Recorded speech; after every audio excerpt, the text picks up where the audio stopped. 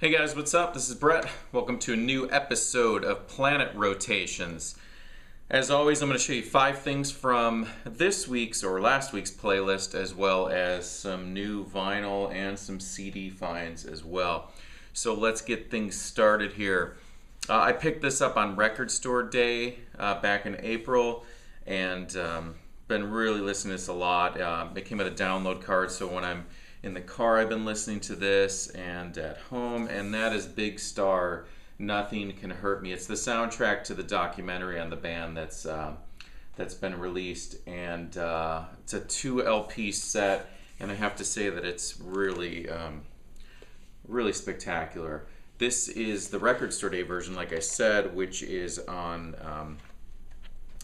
well, if I can get it out here. It's on such heavy cardboard stock, this the sleeve, that it's just a super heavy album. So there it is on orange vinyl, just beautiful. Like I said, it comes with the download card, and this has alternate versions of songs from the Big Star albums, as well as a couple of Chris Bell solo songs and different mixes, demo versions. And I gotta tell you, it is this is definitely essential for the Big Star fan to have this in your collection. There's a couple tracks in particular. The mix of Holocaust from the third Big Star album and Kangaroo are just so great, and they're so emotionally raw. And then there's another track from Alex Chilton's solo album, All We Ever Got From Them Was Pain. Just really good. So highly recommend that. This, like I said, this is the Record Store version, but they are reissuing it. I don't know if it's out yet or it's coming out in the next couple weeks, a regular black vinyl version of this one. So definitely check that out if you are a Big Star fan or curious about Big Star. Another thing that's been just in constant rotation, hopefully you saw my Friday on the Turntable episode of the new Suede album. This is Blood Sports, their first album in over 10 years. Excellent. If you don't have this yet, if you're unfamiliar with Suede, I gotta tell you, like, this would not be a bad place to start. Been a big Suede fan for years, and man, this is just killer.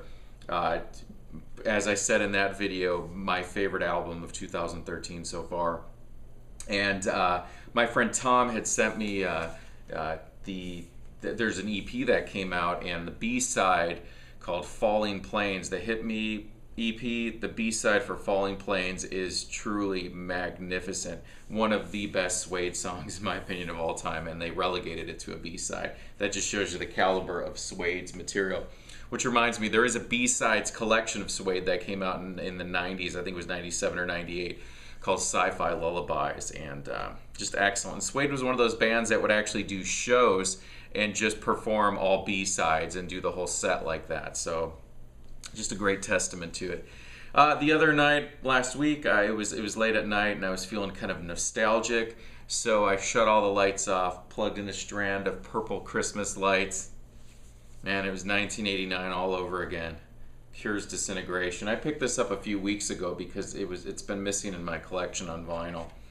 And this was the reissued 2-record set in picture sleeves with the lyrics. Just seriously sounded incredible, and loved it. Loved this album. If you saw my ranking of the Cure video, I guess about a month ago, this is my absolute favorite Cure album.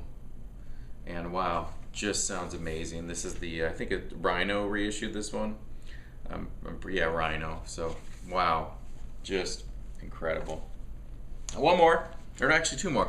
U2's Wide Awake in America 4-song EP.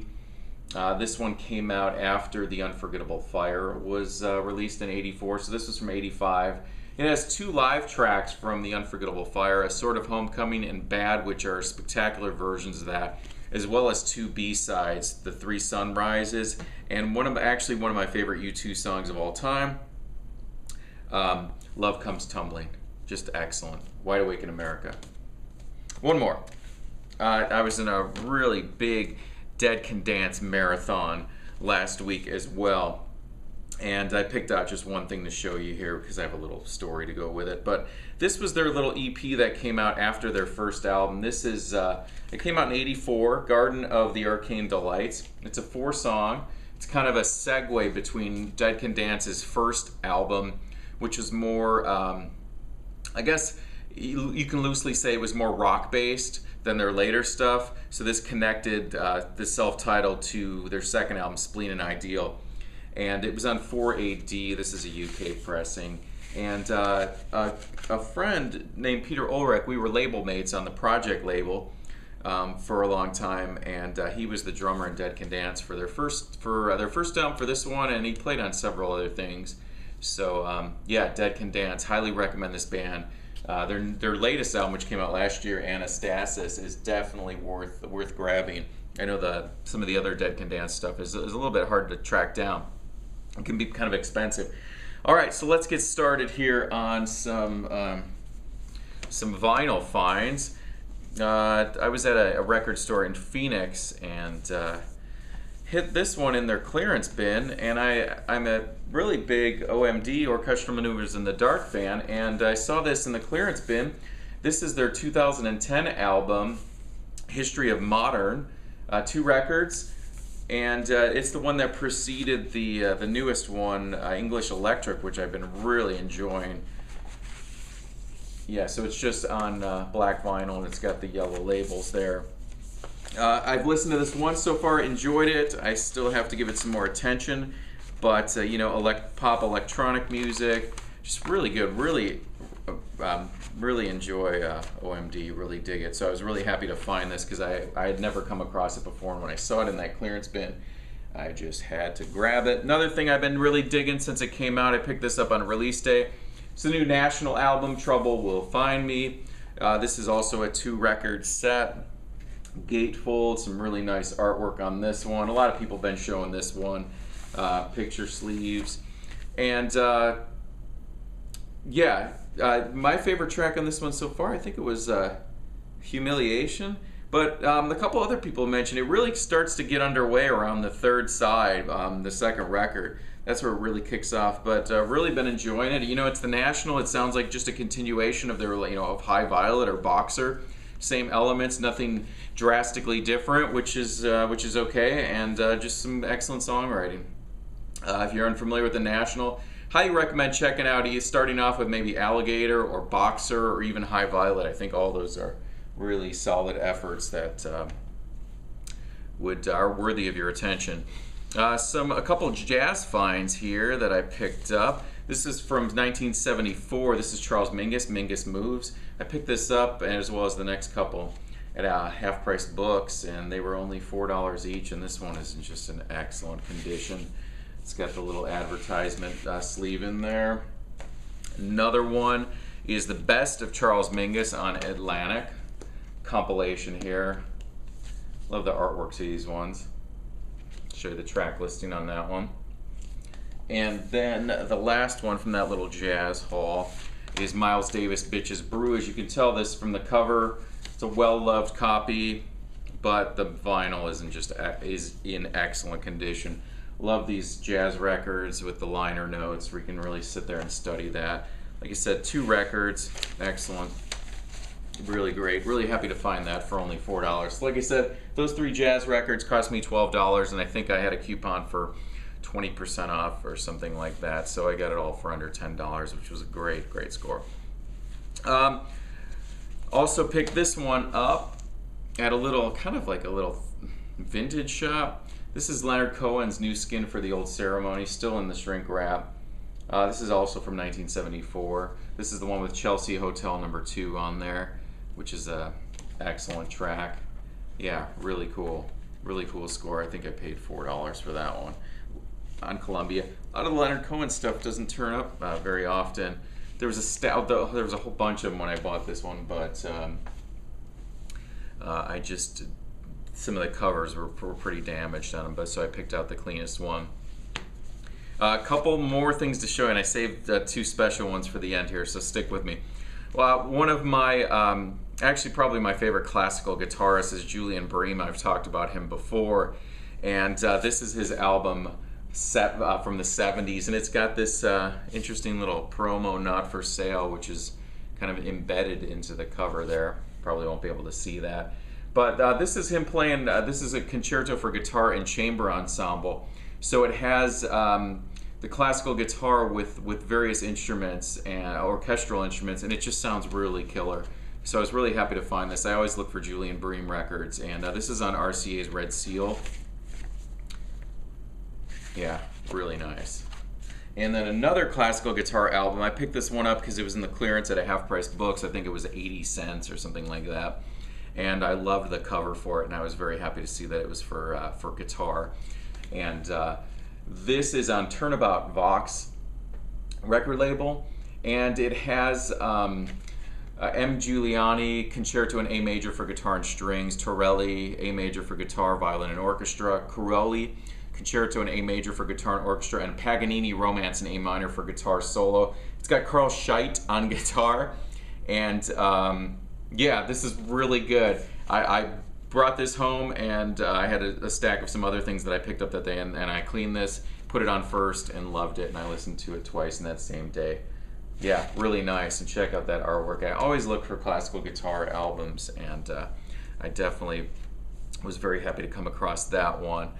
All right, huge Mark Kozelek fan, Red House Painter, Sun Kill Moon, Mark Kozelek solo. I bought this when it came out on CD because the vinyls always get pushed off a couple months later after the CD comes out. I don't know if it's a record label ploy to get you to buy both, but I found this, and it's super hard to find. I never come across it. So it's the Finally LP, which is a kind of a compilation of stuff of his from various things. And man, this is just so killer. I was so happy to find it, and it's got the gatefold. And what's really beautiful about this album, it has such a spectacular version of Send in the Clowns, which I grew up with that song, with the Frank Sinatra version. It has a cover of the band Lowe's Lazy, Husker Du's Celebrated Summer, which is spectacular.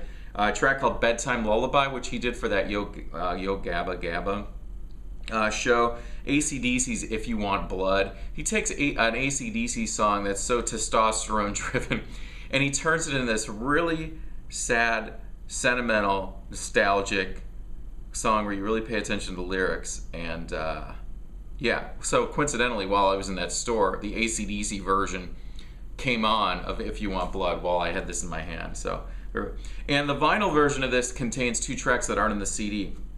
One of them is a live version of Send in the Clowns, and the other one is a cover of The Doors' Indian Summer, which was really cool to have because I did not have that. So highly recommend this, just excellent. If you can't find it on vinyl, pick up the CD. It's just an excellent release. This one, man, I was really happy to find this. My friend Jesse, the Super Turbo Blur, had showed one of these records, I think, in his U2 7-inch video. And so I was at a record store in Phoenix called Zia, and this little packet was sitting wedged in the corner there. And I was like, and I saw this little strip of color that I knew what it was, because I'd never seen these. I'd only seen his copy of it. Wow, and it's the U2 4-pack. This is from the Unforgettable Fire era. And yeah, so here's what it has. Well, it has Sunday Bloody Sunday from the War album, backed with Two Hearts Beat as One. It has Pride, backed with 4th of July, which is an instrumental from Unforgettable Fire. It has Love Comes Tumbling, 60 Seconds, and Kingdom Come, and the 3 Sunrises, which I talked about earlier. And then it has Boomerang 1 and Boomerang 2, which are all U2 Unforgettable Fire B-sides. So I was super happy to come across that, because this type of stuff you just never see anymore. Actually, I never seen it, period. Let me see how I'm doing on time here. I need to start watching that. Okay, so I'm going to just show you, I'll run through a couple more things here, and then I will call it a day. So I picked up Half Price Books. I was having a Memorial Day sale. Everything was 20% off, so I was there with Jesse, and we rated the clearance CDs. They were $1, so after the discount, everything was 80 cents. So I picked up the Posies Dear 23. Paul Westerberg from The Replacements, eventually. I needed this one. Live OMD, this is Architecture and Morality live. So it's still sealed here. I haven't opened this one up yet. And man, for 80 cents. So it has them performing the whole Architecture and Morality album, and then it's got an encore with Enola Gay and Electricity and such. XTC Skylarking. Idlewild. I saw this band actually open for Placebo in 2001 at the Hollywood Palace. That's where I was there, and Morrissey was at the show. He was up in the balcony. UK, made in England. Spiritualized, this is Amazing Grace. Also got Screaming Trees, Dust. And then Television Personalities, My Dark Places. This one was also sealed. I opened it up. It's on Domino. This one was from 2006. So anyways, guys, I think that's it. Yeah. So thanks for watching. Yeah. And this was all from a period of several weeks here. I didn't just pick this up today. So I just been needing to show all these things. There's just so much great stuff to share with you guys. So I'll talk to you guys soon. Thanks.